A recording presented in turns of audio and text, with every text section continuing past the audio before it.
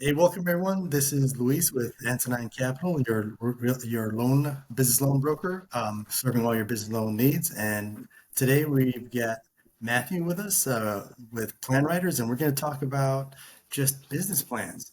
This is such a critical part of an SBA application, and I really wanted to bring somebody that just is an absolute expert at just kind of navigating this space. We know that the SBA loans can be a bit of a paper drill as far as all the documents you need, and we want to make sure that you have as strong a package as necessary. And as you'll see through all my videos and everything that you've interacted with lenders, that business plan is key. It's what shows you as a professional business owner, knowing what you're doing and presenting yourself properly. So, who better else than somebody that's been doing this for 14 years to kind of talk to us and guide us as to how to build a proper one so you can get yourself funded. I mean, that's the name of the game to grow our small businesses, right? So, Matthew, thank you so much for joining us today, and we look so much forward to kind of getting your insight. Yeah, absolutely, Lewis. Really excited to be here. And, I gotta say, you contribute so much to the small business community, Lewis. I've heard a lot about your impact and the fact that you're a veteran as well, serving the veteran community is such a valuable service to our community. So God bless you and thank you for having me here.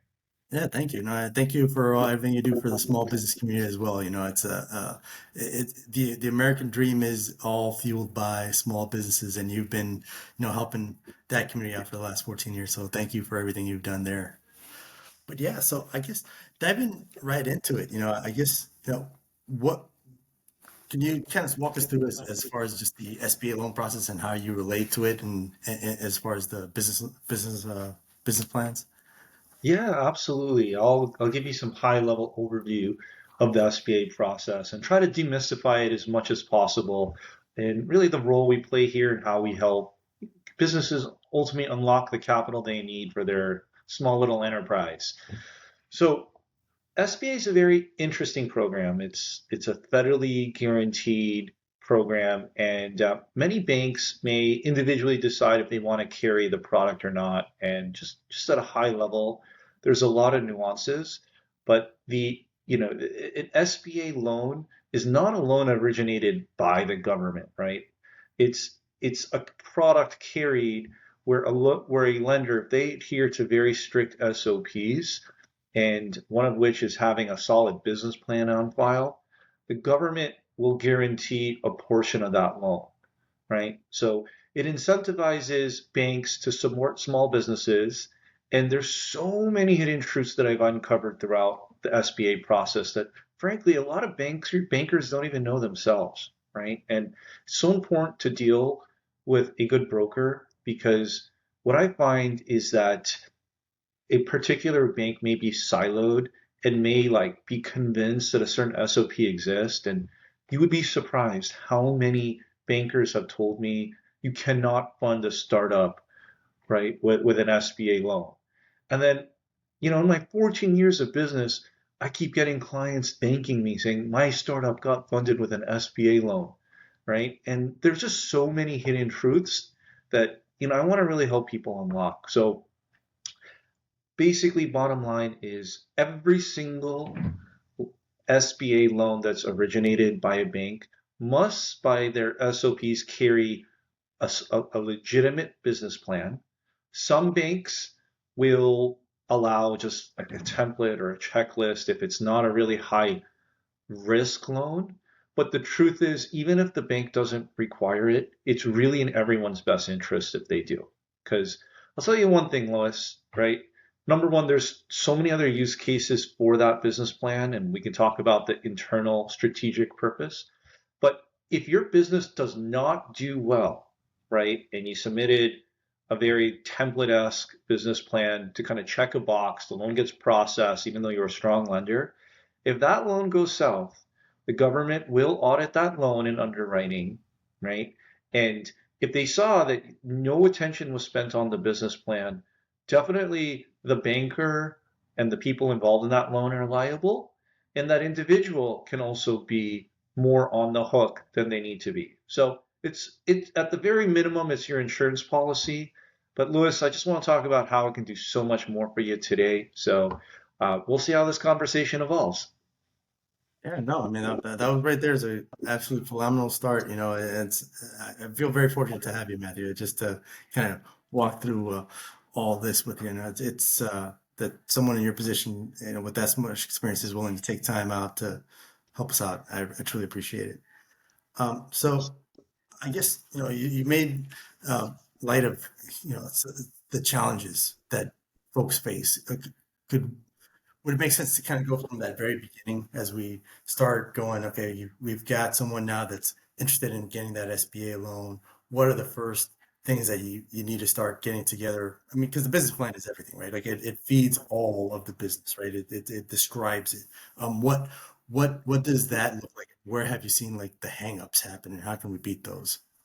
Yeah, I say the first thing is we have to really understand, be true to ourselves and really know what we qualify for, right? So we'll give a particular example. If you were trying to do a startup business plan, right, and you want this raw startup funded, more challenging case, okay, we call these projection-based deals. They're funding you based on your vision and projection, and there's a lot to say on that, Lewis, that we can talk about later. But really, the first thing is we need to look at what we call the global picture. Okay. So the global picture is how does one intend to transition into this business? Okay. Really look at your resume and skills and think about all the prior skills you have and how that directly translates into the new venture. Okay. Global sources of income. So people think that just because it's a projection is going to get funded on that. To strengthen your case, a good business plan can talk beyond that deal. Let's talk about like everything you can to support yourself, right? As this business starts to break even. And think about your lifestyle, right? Like you've got a mortgage and you've got certain obligations. Can you pay yourself a reasonable salary in this business to be able to support that and then be able to project profits, right? So there's a whole notion, Lewis, of what's called being self-employed, working at a business for a job versus having a bona fide company where the company, yes, if you're replaced, that company still makes profit and you can make money, right? A business plan is there to do the latter, right? To help you create a company where, hey, you may need to put that sweat equity in the beginning, but can we remove ourselves from that process and the company still make money, right? So in a startup, for instance, let's really think about that transition. Let's think about your resume and background. Let's go beyond the deal, right? And then, right, we need a real solid business plan for people to take you seriously. So at the beginning, like I could tell you, the second you get introduced to a new relationship, whether you're going directly to a bank or directly to a broker, people are just going to want to work with you so much more if you got a professional business plan developed, right? It's going to signal to the bankers and everyone you're taking your job seriously. The numbers make sense. There's going to be less back and forth later, and you're ready. So generally, Lewis, like during this process, a service like mine, or if an entrepreneur wants to do it yourself, go ahead. Getting that business plan done is a great first step, right? And yeah, you got to know your numbers. And, if you like, can share a little bit about how we get to that. No, that's beautiful. I mean, you made two just phenomenal points there that I mean, I could talk for days on. I love that you brought up how, especially for transitioning vets, I see this being something that's a sticking point, when we're transitioning, even trying to get a job. We have a lot of these skill sets that don't communicate well, or we don't communicate that very well on the outside. But um, how you're saying, okay, well, even if it's for a startup, you're looking now at that individual and kind of peeling the onion, the layers of the onion, and saying, hey, what is it that you actually bring to this to the fight, right? Because you do have each business owner has inherent skills that come with them that can make them successful in that venture, and that you're able to sit with them and kind of identify those and kind of develop into a business plan. I think that's great communication for people out there. It's that even if it's your first business, you're not. well, some people may be young men, but you're coming with some experience to this. And I think the second big one that I think is great that you mentioned is just the systems based. For folks especially that have been in business before or uh, in the military, you understand that you get things done because of a system, right? It's not, you're not winging it, even as much as you'd like to think you're winging it. Business is a collection of systems. So I love how you mentioned that, it's not a business until you can move yourself, right? And if you're having to do all the tasks, you're self-employed. Then there's a difference, Yeah. No, And Lewis, as you bring that up, right, something I'm really passionate about sharing. I deal with a lot of veterans leaving service and wanting to start a business and transitioning from a military career to civilian career. Something they really scale at is, understanding the importance of operations, systems, as you say, and adhering to SOPs, right? There's a little bit of a double-edged sword with it. So the only con I'd say sometimes that inhibits a little bit of creativity, but in the world of small business, it does so well because in America, it's really the discipline that helps you beat out your competitor. And small business is all about being able to understand that local environment and that having that work ethic. But more importantly, right, veterans with that operational experience and passion for SOPs and that organizational structure have a competitive advantage when it comes to scaling, right? Billing systems allow people to replicate like the good, and that multiple that X factor, it's got like a multiple growth factor behind it that they can leverage. So veterans leaving from service to civilian life, I really encourage them, take that system brain, that SOP, that discipline, apply it to small business, and it'll serve you really well. yeah, no, I love how you phrase that, Matt, because it's especially the point of discipline will beat out the competition. I mean, one thing that I challenge everyone watching this is, I've consulted businesses, small and big, on just operations and everything, and it's amazing how inefficient a lot of businesses are, and if anything I've learned is just exactly what you said. It's really sometimes not a factor of you doing things well or great, but just doing it better than everybody else, right? And just showing up and just doing the tasks that need to be done over and over again. Screwing them up, that's okay. Clean yourself up and you keep going. So I love how you can express that the discipline is really what gets you out there, and that's what the business plan is set to show, is to show that discipline uh, in execution. 100%. And Lewis, what I'll say is, there's a lot of science showing how immigrant entrepreneurs, they do so well, right? And the reason why is because of that discipline factor. Now imagine vets, right? They grew up in most cases with Western education, Western knowledge, and you harness that discipline, right? You really, in the world of small business, like worth ethic is just so powerful. So, if you look at things the right way, a lot of our great veterans, what they get from that service is that innate talent that they can leverage. So, I really encourage everyone, this is what it takes to be successful in a lot of small businesses. Don't be afraid. Awesome. Yeah. Well, so I mean, I think there was so much to kind of unpack there, but it just for sake of just continuing the conversation. So we've kind of gotten our person ready to go, our business owner.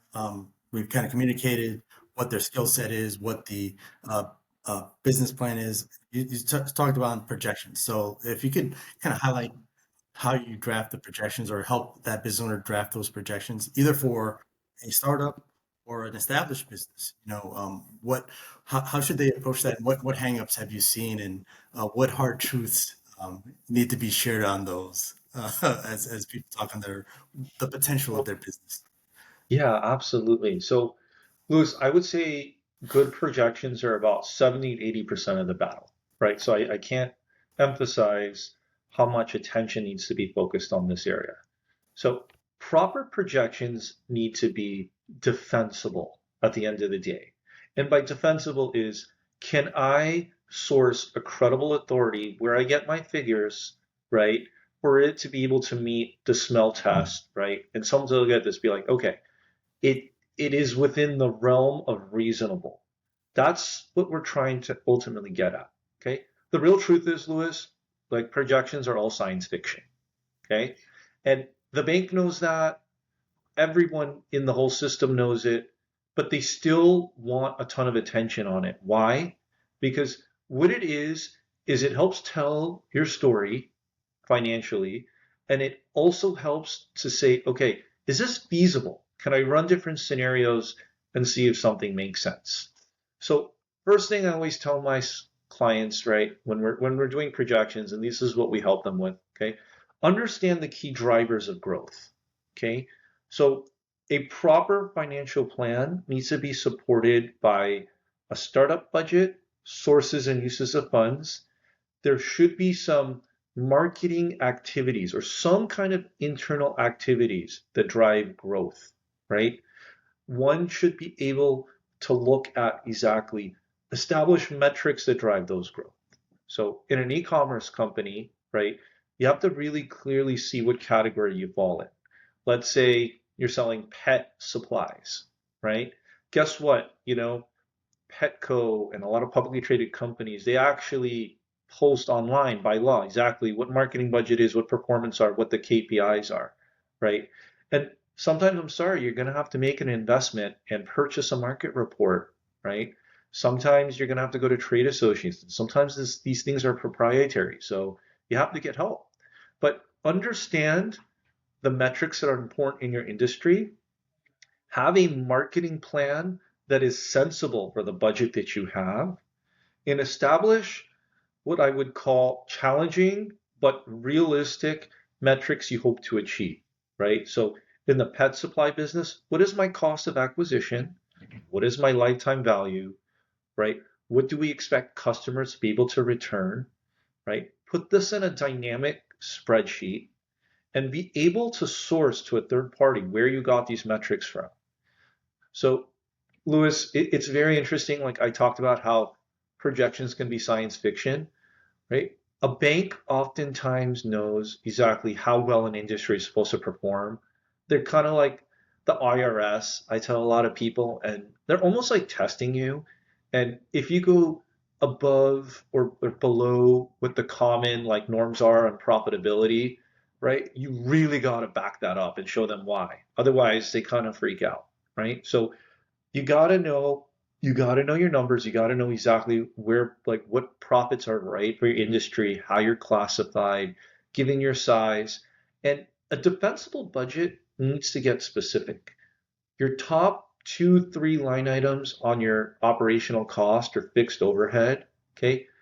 Have you gotten quotes for those? Are those real numbers that you can cite, right? As opposed to some estimates, right? Like, do you have really like a quote for your build out? Do you have a quote for, right, like what your cost of goods should be, right? Do you understand your volume breaks, right? So don't just assume, right? Get a quote and know for sure, at least for the top expenses. No one's going to know every detail perfectly, right? So look, you don't want to over engineer financials either because of that science fiction factor, but it needs to be malleable, right? Enough to be able to understand how things are going to change and how the different metrics interlock with each other, right? So if you know that if a certain cost factor, right, changes significantly, it can change your whole business.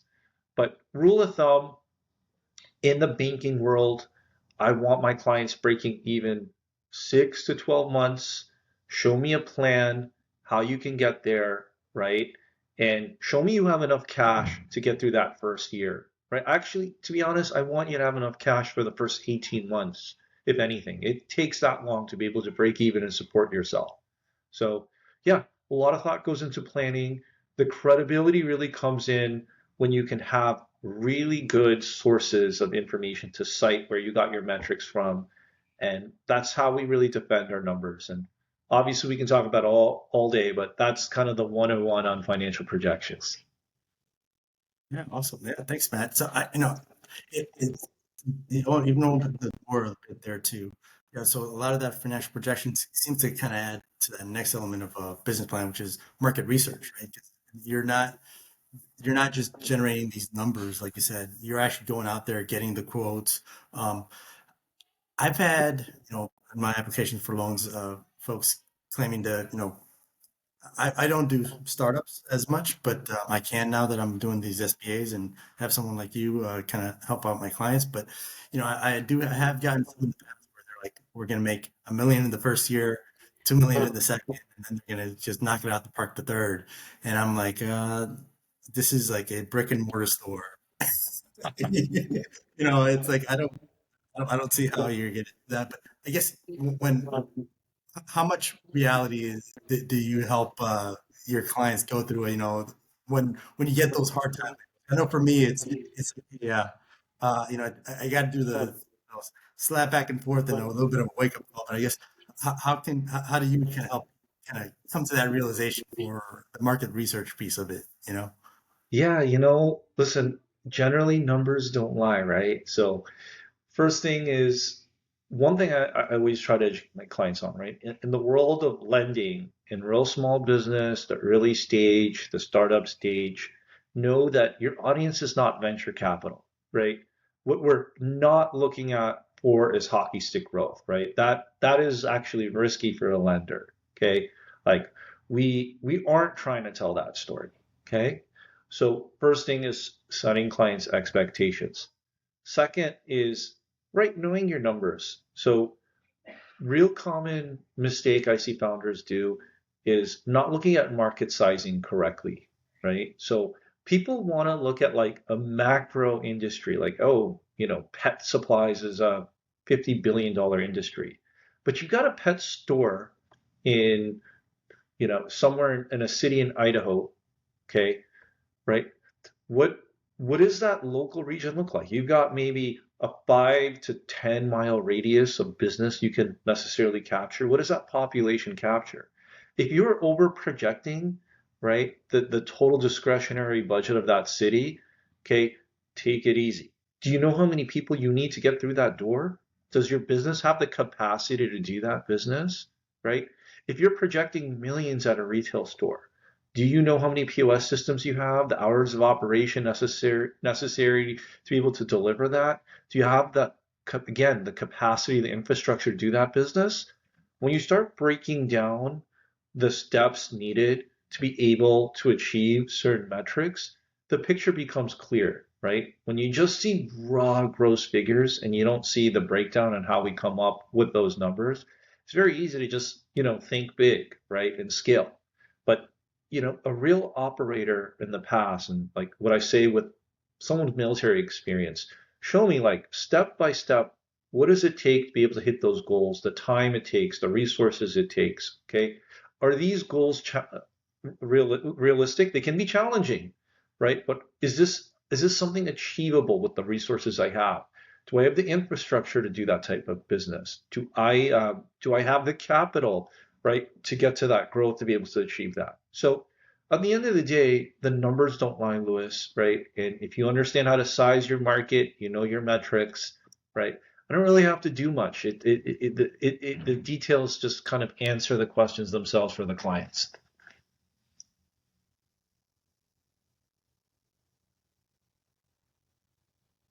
Moving forward to that, and that was a great answer, and love to keep unpacking it, but I guess to keep the flow of just the application going. So we've talked about how past experience gets factored into the business plan. We talked about how projections and market research factor into all of that. But are there any other elements business owners get really hung up on within the business plan that you can help them guide through any harsh truths that they need to, because I think we've dealt with like the big ones, but are there any ones that I'm missing? Yeah, I'll give you some kind of high level things, right? So first thing is in projections, the further we go out, the more speculative things come, and the less we rely on that. The first year is so critical. I like to see things month to month for the first 2 years. Honestly, I'm pretty sure that's an SOP within the SBA loan. The first 24 months, get me down to the details, right? At the end of the day, that's what matters most, okay? You cannot project things too far out, right? Like the SBA requires 3-year projections. I like to do longer projections just to have some vision, knowing that this is all going to change even in the next like few months out once we've collected data. So really kind of think about that short-term immediate goal, right? And think about exactly, right, like a concrete pipeline to get there. Okay. Another thing that I really like want to focus on, really consider like what's going on in your backyard, right? The macro picture is nice to just be like how well the industry is doing, but local data can be tell a completely different story. Really focus on that local like data that's relevant to your business, especially for people that have a small business that's bound by a certain territory. The other thing is, right, know your audience. When you're delivering this business plan, a lot of my clients want 40, 50-page business plans, which we do, I guess, against our better judgment sometimes. But the right business plan should be 10 to 20 pages, if any, if that much at all. Uh, Understand an underwriter has to read this, make it easy for them to understand, right? What I do that's like really different for our clients, right? We make a really good cover page, right? I try in that first like executive summary or even before the executive summary cover page, give them all the information they need to do to cover to check all the boxes and know that it's very interesting, even though this is a bank and they're checking boxes, right? There's a huge human factor to this that people don't understand. Like I've heard people on banking committees tell me themselves, right? Like, it's really hard. Like we look at a deal, we check all the boxes, but they also have to feel the connection, right? And in this day, right, especially with AI and all these resources, it's so easy to just like throw a whole bunch of words and data and have good writing. What we really need to do is figure out how to humanize this business plan, right? So what I really try to do is focus on photography. Like, can you take pictures of the site around you, pictures of you, right? Like illustrate that vision like as much as you can with pictures. And people say our business plans look like a magazine, and we're not doing this to show off, right? What we're doing is trying to help create that human connection with that banker. And I always instruct my clients, you need warm relationships, right? If you work with a broker, right, that broker's worked with a bank, right? They have that credibility. If you're going in just cold to a bank, you want to have a relationship with them. They're going to be able to know and advocate for you better, right? Like cold calling just a banker that you know and have no contact with isn't always the best idea. So know that we're playing a human relationship game. That needs to be translated in the business plan, right? And know the purpose of what that business plan is for the SBA process. And I would also say, right, Lewis, maybe this could segue to other things. Know the purpose of this beyond the lender. There's so many other things we can do with this business plan that I'd be happy to share if you like, Lewis. Yeah, no, I'd love to hear all that. I mean, I definitely like to second what you just mentioned there. I mean, it's as electronic as everything has gotten. Um, you know, uh, I've read that our younger generation can spot AI, but I think those of us that have a couple of years under us can do the same. Like it is still, we're human beings. We like to interact with other human beings. So it's like when you get something that just looks like it you just came scrolling out of a computer, you just know that it's AI, right? And I think the errors and the mistakes, not that you have any there, but humanize things. So yeah, I definitely want to stress the importance of relationships even today. And I think I would say that they're even more important today because I find people with less social skills as we go through this. So those of us that have them are in that much more. a better position, which it's sad, but it thinks it's kind of a state of pain. But I definitely like to explore those other points that you just kind of mentioned there. Yeah, absolutely. I mean, you really nailed it, right? People can spot AI language, know how to use it as like a tool, right? But don't use it as a crutch.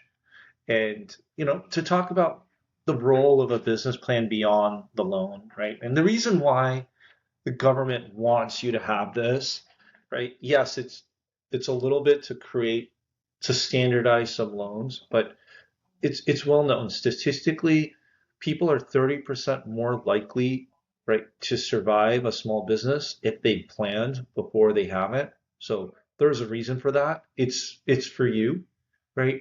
The second thing is, a business plan is so helpful. Like there are grants out there, they're hard to get, but a lot of those require business plans as well. So having that business plan helps you find alternative financing solutions as well, right? And then just internally, if you are going to put your sweat and blood and, bet a big part of your net worth into a small business, okay, you have to feel comfortable with the information. It's your own internal feasibility, right? So this business plan will help you get a loan.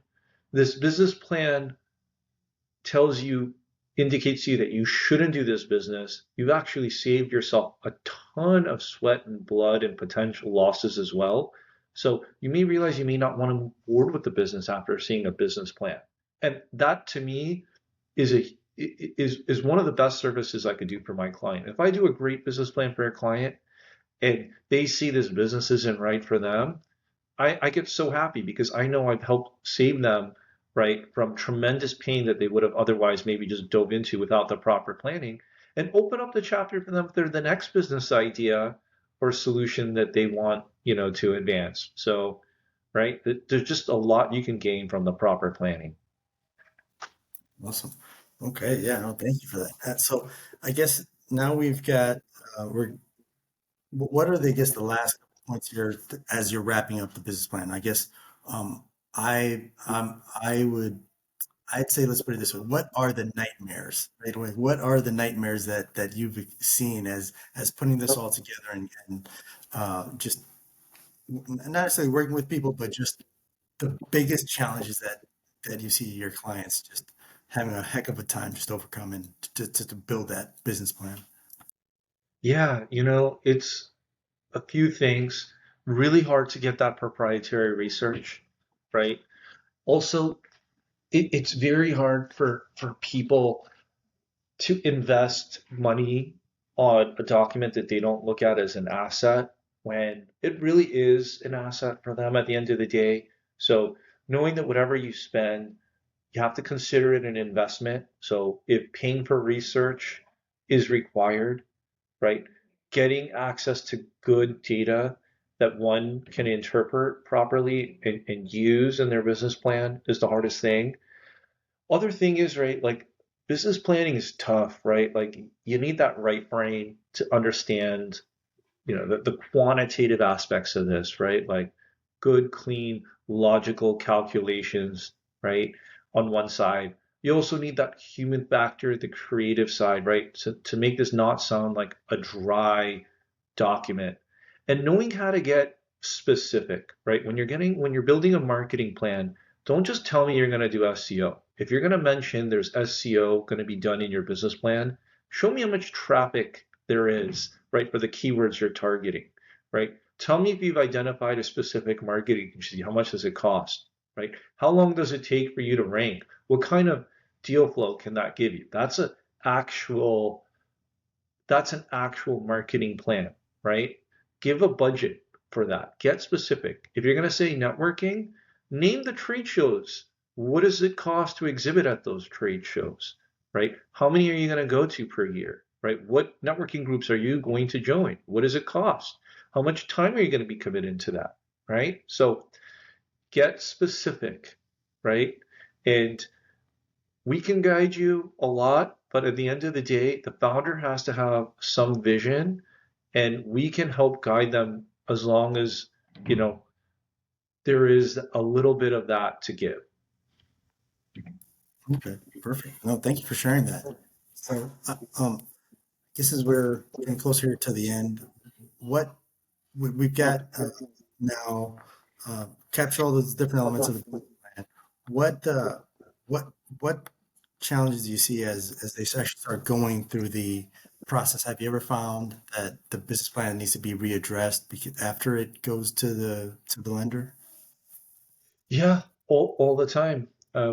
You'd be surprised. First of all, a lot of times people will have their own plan. It'll go to underwriting, right? The underwriting will say, We need a completely different type of business plan," right? And the challenge at that point, responses need to be quick. When something is in credit, right, you got to show you're on top of it. So a lot of times the underwriter will request a new business plan and it'll come to me, right? Um, a lot of times people will question things on the business plan. That's okay. That's why I really talk about, can you defend things, right? They're going to ask you where you come up with numbers, right? Your response time is critical. Time is death on a deal, right? The more of it that is going to pass before responding to uploading, right? The higher risk people are going to take are going to look at you, right? And the people are going to judge you.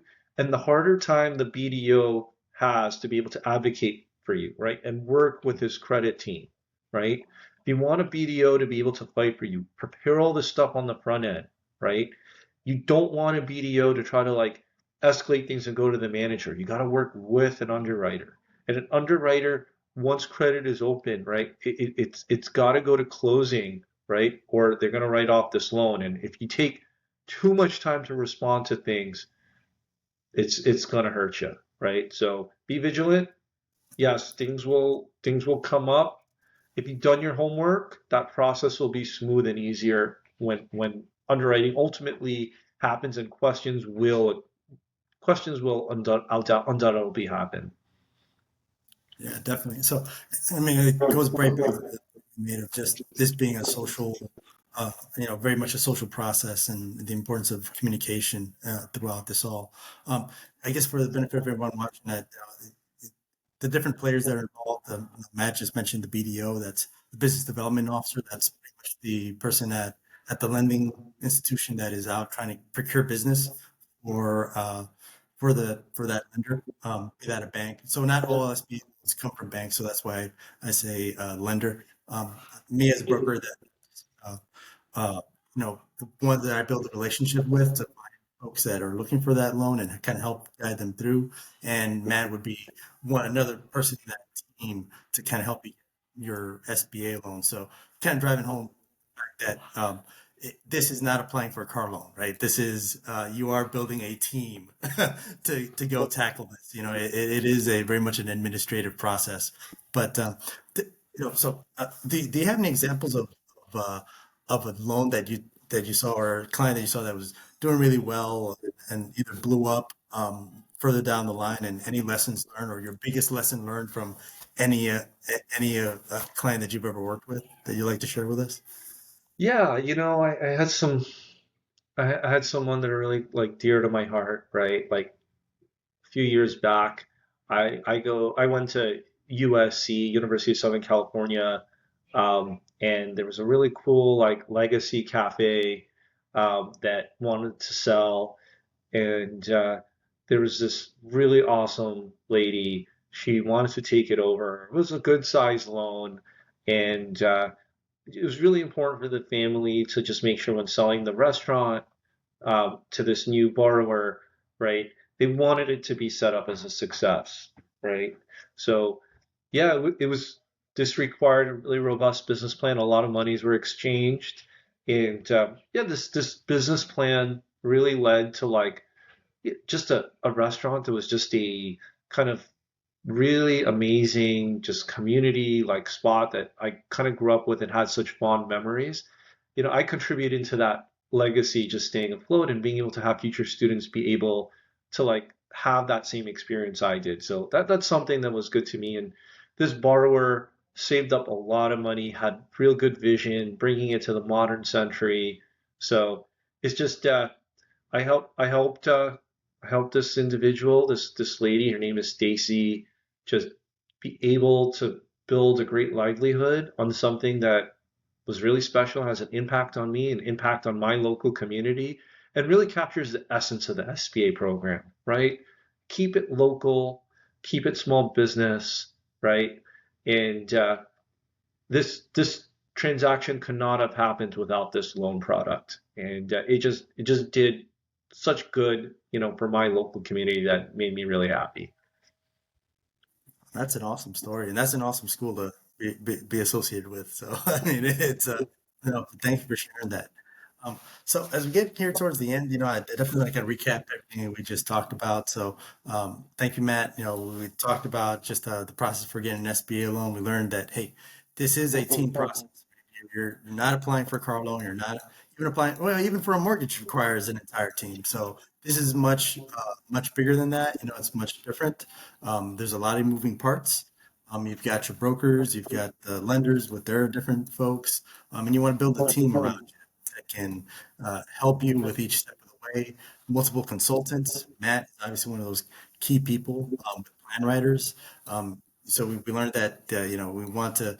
You can get a startup loan, even if you've never had a business before. If you have that experience and we can communicate that clearly to the lender um, using Matt services, we can get that done. We learned the importance of projections and market research, and then how communication plays such a critical role throughout this whole process. So I hope you all found that very valuable. And Matt, you've been doing this for 14 years. He's with Plan Writers. He's the CEO of Plan Writers. You kind of shared that note about you, but you're not just a representative of Plan Writers, but you are the founder and leader of that organization. So you're a small business owner yourself. Could you tell us how can our viewers kind of get a hold of you and make use of your services? Yeah, absolutely. If y'all want to visit my website, www.planwriters.com, feel free to schedule a free consultation with me. I love helping entrepreneurs. So even if you just want me to review your business plan for free, point you in the right direction, I'm always happy to do that. But if anyone's interested in getting into a new business, expanding their business, buying a business, we're happy to evaluate your project, give you a free consultation, and honestly, if I can help more small business owners succeed, that's the biggest joy in my career. So very fortunate what we do. We love helping small business. Lewis, thank you for hosting us, and I really look forward to working with you and lots of small business owners for the next decade. Yeah, likewise. The feeling is very much.